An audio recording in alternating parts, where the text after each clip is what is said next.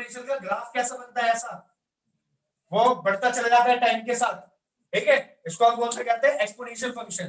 तो दो टाइप के मीन होते हैं, एक सिंपल मीन और एक exponential mean. Simple mean normal calculation के लिए सही होता है, पर जो एक्सपोनेंशियल मीन होता है वो मेरी एक्यूरेसी को और बढ़ाता है। कैसे बढ़ाता है, पहले आप ये समझो, पहले मीन समझो, उसके बाद में इसे कनेक्ट करता हूं।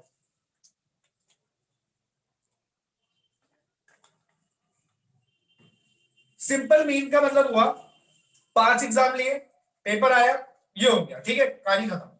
अब तुम एक मिनट ये सोचो, मान लो मैंने एक बच्चा खड़ा किया, पहले पेपर में उसने 90 मारे, दूसरे में 90 मारे, तीसरे में 90 मारे, चौथे में उसने 40 मार दिए, पांचवें में उसने 30 मार दिए, एवरेज आ गया 60 का। क्या उसका जो मीन है, उसका मीन तो 60 आया मान लेते हैं, क्या वो छठे पेपर में 60 मार सकता है? भाई कोई गारंटी थोड़ी ना है, पर मेरी उम्मीद है कि वो 60 मारेगा। पर भाई साहब उसका तो ग्राफ डाउन हो गया, तो उसने पहले जो 90 90 80 मारे, फिर वो तो 40 30 पे आ गया, तो क्या गारंटी है भाई साहब वो 60 मारेगा? वो तो 90 भी मार देगा या 20 भी मार देगा। तो अब क्या हो गया, मीन खराब हो गया। अब आपकी जो एक्सपेक्टेशन है आप एक्यूरेट नहीं, जज नहीं कर पा रहे हो कि वैसे ये बिहेव कैसा करेगा, उसको सही करता है एक्सपोनेंशियल मीन। एक्सपोनेंशियल मीन का मतलब क्या है, मैं आपका टाइम ड्यूरेशन बढ़ा दूंगा। अब मैं क्या करूंगा, मैं आपके लूंगा 100 पेपर, समझ रहे हो, 100 क्या 5 ही में दिखाऊंगा, पर मैं 100 इसलिए बता रहा हूं ताकि सही से एक्सप्लेन हो जाए। पहले पेपर में लिया, पहले पेपर में मान लो आपके 90 नंबर आ गए, दूसरे पेपर में मान लो उसमें भी 90 आ गए, तीसरे में 80 आ गए, फिर 90 आ गए, फिर 70 आ गए, फिर 90 आ गए, फिर 60 आ गए, फिर 50 आ गए, फिर 90 आ गए, फिर 40 आ गए, है ना, फिर अगले में आपने 100 ही मार दिया, ठीक है। ऐसे मैंने कैलकुलेट करा, पर जब मैं इसका मीन निकालूंगा, कौन सा मीन, एक्सपोनेंशियल वाला मीन, तो मैं क्या करूंगा, जो आपसे पहला पेपर लिया उसकी वेटेज कर दूंगा कम, अकॉर्डिंग टू टाइम। यानी जो मैंने पहला पेपर लिया, आपने मारे उसमें 90 नंबर, और उस 90 नंबर का मान लो मैं 1% जोड़ूंगा, मीन निकाल देगा। मीन तो निकलता है ऐसे ही है, टोटल ऑब्जर्वेशन अपॉन में नंबर ऑफ ऑब्जर्वेशन, मीन तो निकलता है ऐसे ही है। पर एक्सपोनेंशियल मीन में होगा क्या कि 90% का मैंने उठाया कितना, 1%। मान लो होता अलग अलग है, वो कैलकुलेट करना पड़ेगा। इसका मान लेते 1.5%, इसका 2%, इसका मान लेते 3%, ऐसे इसका 4%, इसका मान लो 5%, इसका मान लो 40%, इसका मान लो 60%। अब मैं जो मीन निकालूंगा ना, वो बहुत सटीक आएगा। क्यों? क्योंकि मैं इसकी स्टार्टिंग से लेके एंड तक के बिहेवियर को नोट करता हुआ गया, और जब इसने एंड में जो बिहेव किया उसकी बिहेवियर को मैंने क्या करी, ज्यादा वेटेज दी। समझ रहे हो ना, जैसे मान लो अगर मैं आज 40 लाया हूं, तो ऑब्वियसली बात है कोई तो रीजन रहा होगा कि मैं 40 लाया हूं, तो मैक्सिमम चांस है कि मैं अगले में भी 40 के आसपास ढूंढूं। मेरी तबीयत खराब हुई होगी या कुछ हुआ होगा, कुछ भी, तो मैक्सिमम चांस है कि 40। अगर 40 से ज्यादा ज्यादा, तो पुराना वाला भी तो जुड़ा हुआ है, पुराने वाले की भी तो वेटेज है, तो वो तो मेरे पूरे बिहेवियर को नोट करता हुआ गया ना, कि मैंने बिहेव कैसा करा। तो मेरे जो पूरा बिहेवियर नोट हुआ वो उस पूरे मीन में आया है, कि स्टार्टिंग से लेके मैंने एंड तक कैसा परफॉर्म किया। मुझे कुछ भी आप पे जज नहीं किया जा रहा, जिसमें जो मैंने बहुत पहले दे दिया उसकी अब जैसे मान लो तुमने छठी सातवीं में 100 में 100 भी मारे होंगे, 90 95, भाई साहब कॉलेज में थोड़ी ना मार दोगे, समझ रहे हो। अब मैं अगर मीन निकालूंगा तो मीन तो ज्यादा आ जाएगा भाई साहब, पर ऐसा बिहेव थोड़ी ना करोगे कॉलेज में। कॉलेज में तो 70 नंबर आएगा, गनीमत है भाई साहब। पर अब मैंने क्या करा, वेटेज कम छोड़ी है, पहली क्लास के नंबर की वेटेज कम, दूसरे की थोड़ी सी ज्यादा, तीसरे की थोड़ी ज्यादा, ऐसे वेटेज क्या करा करता गया, बढ़ाता चला गया। 12th की थोड़ी ज्यादा कर दी, क्योंकि 12th में जो बिहेव करोगे मुझे पता है अगले साल भी उसके आसपास बिहेव करोगे, और पीछे वाले की तो जोड़ी है मैंने, तो उसमें प्लस होगा या माइनस होगा, यही तो होगा, या तो और बढ़ जाएगी या कम हो जाएगी आज के बिहेवियर से। तो सबसे सटीक कौन सा मीन होता है, एक्सपोनेंशियल। तो मीन समझ में आए दोनों कि भैया सिंपल मीन किसे कहते हैं और एक्सपोनेंशियल मीन किसे कहते हैं। अब जो कहानी मुझे बतानी थी, कहानी मुझे ये बतानी थी कि दुनिया में कोई भी चीज पकड़ो वो अपने मीन के आसपास घूमती है। अगर किसी को भी डूबना है या ऊपर जाना है तो उसे सबसे पहले अपने मीन को टच करना होगा। मीन का मतलब कौन सा मीन? एक्सपोनेंशियल मीन, यानी समय बीतेगा एक्सपोनेंशियल मीन ऊपर आता रहेगा। क्यों? क्योंकि आगे वाले मीन की वेटेज ज्यादा जुड़ रही है ना, तो वो ऊपर आता रहेगा। समझ रहे? अब तुम कहोगे सर मैं 40 मार रहा हूं इधर, अबे तो 40 का 60% छोड़ूंगा ना मैं, तो वो ऊपर ही आएगा। समझ रहे हो? वो ऊपर ही आता रहेगा टाइम के साथ। तो अब जैसे मान लो कोई भी चीज अगर किसी के भी रेट बढ़ने हैं या गिरने हैं, वो सबसे पहले अपने मीन को टच करेगा। जैसे ही वो अपने मीन को टच करेगा, दो पॉसिबिलिटीज खुलेगी, या तो वो और नीचे जाएगा या फिर वो और ऊपर जाएगा। बिना मीन को टच करे ना कोई चीज बर्बाद हो सकती है, ना कोई चीज आबाद हो सकती है। ना वो बहुत ऊपर जा सकता है, ना वो बहुत नीचे जा सकता है। नीचे जाने के लिए भी उसे मीन टच करना होगा, मीन काटना होगा, तभी तो नीचे जाएगा। या और ऊपर बढ़ने के लिए भी मीन को टच करके फिर भागेगा। तो आपने शायद ऐसे ग्राफ देखे होंगे, सेंसेक्स और निफ्टी देखा आपने, वो ऐसे चलते हैं। yes, देखा है ना? अगर गूगल खोल के देखोगे तो ऐसा दिखाई देगा आपको। समझ रहे हो? फिर एकदम से कभी शार्प आता है, जैसे कोरोना में आया था, ऐसा आया था कोरोना में, यू एक ऐसे ऐसे ऐसे एक महीने के अंदर ही ऐसा हो गया था। फिर क्या हुआ? ऊपर निकल गया वो अपने मीन के आसपास। दो, अगर तुम्हें याद होगा, शायद 2007 में रिसेशन आया था, सुना तो हो गई, याद मतलब तुम तो बच्चे होंगे। 2007 में रिसेशन आया था जब मनमोहन सिंह जो है पीएम था, उसने बचाया था इंडिया को। मतलब उसने इतना जमा कर दिया था कि 30 दिन तक भारत जिंदा रह सकता है। फिर भी उससे पहले बहुत भयंकर तेजी आई थी स्टॉक मार्केट में, बहुत भयंकर। मतलब कुछ भी खरीद लो, कूड़ा कचरा 100 गुना हो रहे हैं। मतलब 1 रुपए की चीज 100 रुपए की हो गई। तो मेरे कोई सेंस था?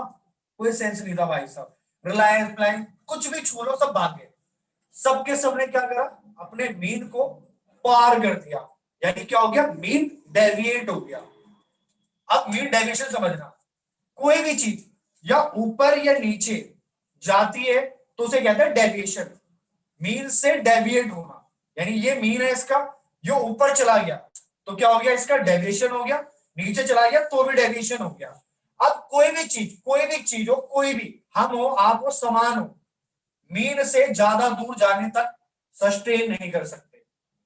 हमें वापस मीन के पास आना पड़ेगा, या फिर मीन को अपने पास बुलाना पड़ेगा। अब जैसे मैं जो गोल्ड का कह रहा था, आपको एग्जांपल दे रहा था, सन 2000 या 1990, मान लो 1990 से सन 2005 तक बहुत भयंकर तेजी आई गोल्ड में। मतलब 10-12 हजार का गोल्ड, 10-12 हजार की, तो 5-6 हजार का गोल्ड 30 हजार का हो गया। जबकि सबसे सेफ एसेट माना जाता है गोल्ड को। कुछ भी मतलब पैसा बर्बाद, डर डर लग रहा डूबने का, गोल्ड में लगा दे। पता है भैया इसमें पैसा बर्बाद नहीं होगा, सबसे सेफ एसेट होता है वो गोल्ड। वो सबसे सेफ एसेट 3-4-5 हजार की चीज 30-32 हजार में, 36 हजार में पहुंच गई थी। मतलब कितने गुना हो गया तुम सोच रहे हो? कितने साल में? 10-12 साल में। मतलब 4 हजार की चीज 36 हजार, कितने गुना हो गई? 9। तो 9 गुना हो गई 15 साल में। बैंक में पैसा कितने साल में डबल होता है? 9 साल में। 1 लाख डालोगे, 8 या 9 साल बाद आपको 2 लाख मिलेंगे। और वहां पे कितने होंगे? 9 गुना। तो गोल्ड और सबसे सेफ एसेट है, एफडी से भी सेफ माना जाता है गोल्ड को। समझ रहे हो? क्योंकि वो घर में भी रख सकते हो फिजिकल वे में। तो और वहां पे अगर बैंक करप्ट हो गया तो पैसा डूब गया, जैसा अभी हुआ नहीं था, एक बैंक करप्ट हुआ था, यस बैंक, पर उसको तो सरकार ने बचा लिया ना। तो अब तुम सोचो वो वाली चीज 9 गुना होगी। यानी गोल्ड का जो मीन था वो 4-5 हजार के आसपास था, वो क्या हुआ? मीन के आसपास घूम रहा था, डेविएट हो गया। डेविएट होके कहां चला गया? 36 हजार पे। 2005-7 तक वो गया। फिर उसके बाद क्या हुआ? वो बहुत डेविएट हो गया, तो अब सस्टेन तो कर नहीं सकता। पर यहां पे फिर एसेट क्लास की भी बात आती है। गोल्ड कैसा है? अच्छा एसेट है, वो ज्यादा नीचे नहीं आ सकता। तो उसने क्या करा? अपने प्राइस को करेक्ट करा, वो 22-23 हजार पे आ गया था। समझ रहे हो? और उसका मीन ऊपर आ रहा है टाइम के साथ, क्योंकि एवरेज तो काउंट होगा ना सबका। नीचे आया 22 हजार 23 हजार, तो उसका भी तो एवरेज हो गया। तो उसका मीन क्या हुआ? ऊपर आ गया। फिर उसके बाद यहाँ पे उसने क्या बताया? टाइम। और टाइम बिताने की एक सीमा होती है, जब तक वो 3-4 साल बिता ना ले, जब तक 3-4 साल बिता ना ले नई तेजी नहीं आ सकती। किसी भी चीज की साइकिल घूमने के लिए 3-4 साल चाहिए। तो अब वो नीचे गिर रहा है, तो दोनों का मीन और मीन डेविएशन कम हो गया। गोल्ड ने क्या करा, अपने मीन को टच कर दिया। अब क्या कर रहा था, समय बिता रहा था। अब यहाँ पे दो पॉसिबिलिटीज खुलती, या तो वो नीचे जाता या फिर ऊपर जाता। पर गोल्ड अच्छा एसेट है, तो मेरी पूरी श्योरिटी थी कि ऊपर जाएगा, क्योंकि गोल्ड का डूबना मतलब इंडिया का डूबना है। गोल्ड गया भाई से, इंडिया का पैसा ही नहीं बचेगा, लोन में आ जाएगा। तो पूरी गारंटी थी गोल्ड ऊपर जाएगा, और उसे पहुंचाया किसने, कोरोना ने। मैंने कहा था कोई ना कोई ऐसी चीज खुलेगी अपने आप जिसकी वजह से वो भाग जाएगा। अब मुझे नहीं पता वो क्या खुलेगा, पर खुलेगा ही। तो उसने क्या करा, छुआ मीन को, मीन को छूते ही कहां भाग गया, ऊपर। अब फिर से क्या हो गया, डेविएशन हो गया। पर वो अभी डेविएशन ज्यादा नहीं हुआ है, क्योंकि वो अभी तो दुगना ही हुआ है, अभी तो दुगना ही हुआ है। अभी वो कितना होगा, 4-5 गुना, कम से कम 1.5-2 लाख का सोना हो जाएगा वो। जो तुम्हें लग रहा है 60,000 का महंगा, तुम भी यही हो, मैं भी यही हूँ, मेरा 2 लाख का पहुंच जाएगा ये कम से कम 2025-26 तक। 2 लाख का, समझ रहे हो, इतना बड़े प्यार से जाएगा वो। अब स्टॉक मार्केट की बात बता दो, निफ्टी जानते हो, निफ्टी, निफ्टी देखा होगा तुमने, 12,000 पे था जब क्रैश नहीं हुआ था। सन 2007 में जब बहुत भयंकर तेजी आई थी, वो बहुत ऊपर चला गया था।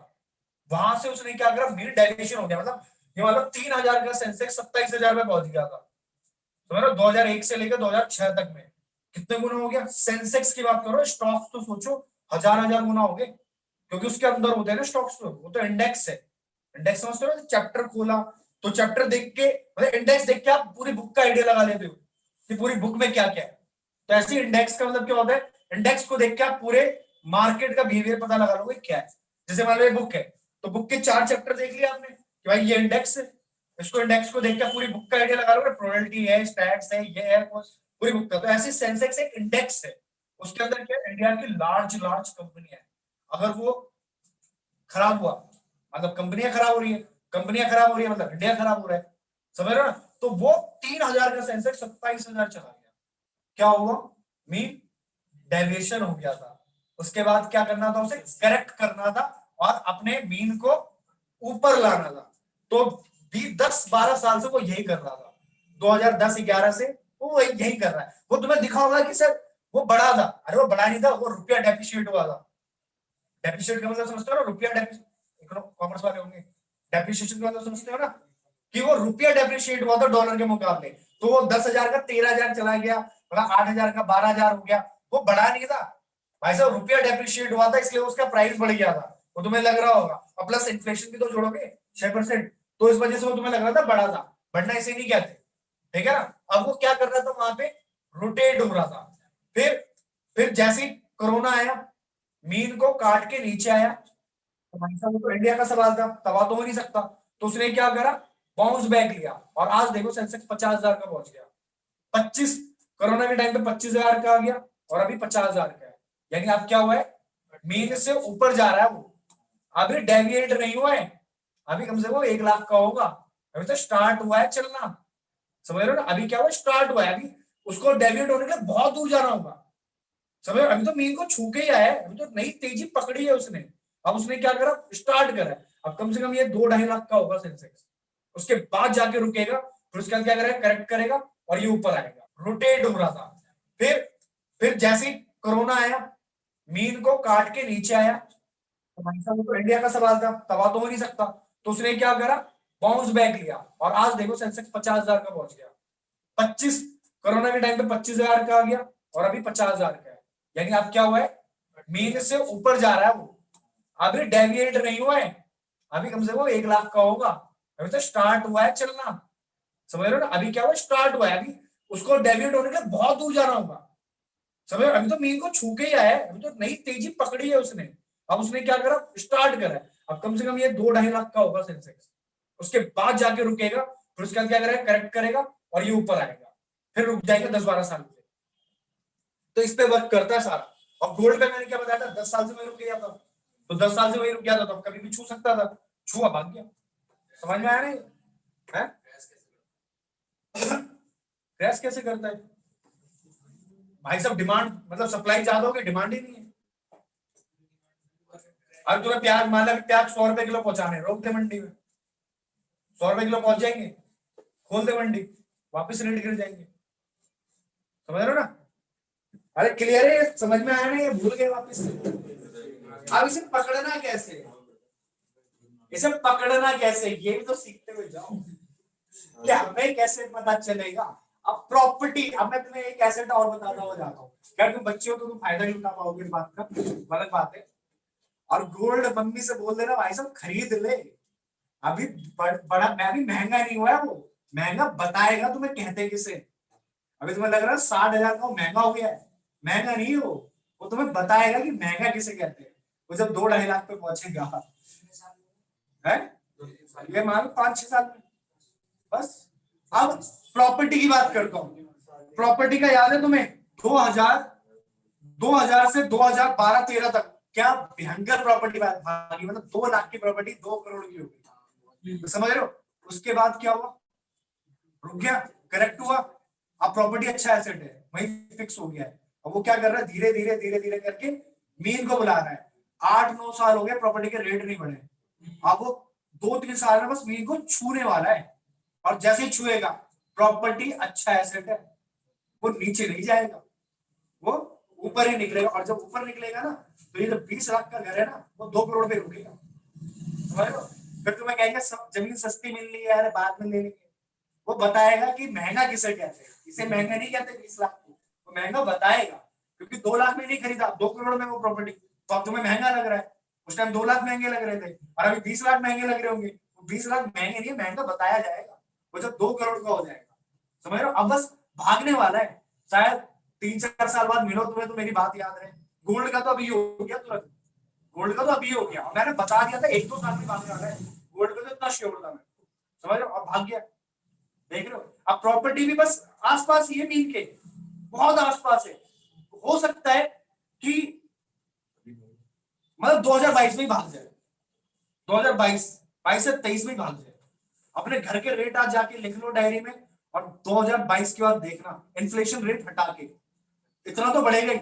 उसके बाद कह रहा हूं, जैसे मान लो 20 लाख का है, तो 6% इन्फ्लेशन जोड़ दो, तो कितना हो गया? 6 2 की 12, 1,20,000, तो 23,20,000 तक का तो होना ही उसे, ठीक है ना? उसका दुगना बता रहा हूँ, 20 लाख की प्रॉपर्टी ना शायद तुम्हें 40 लाख की हो जाए, समझ रहे हो?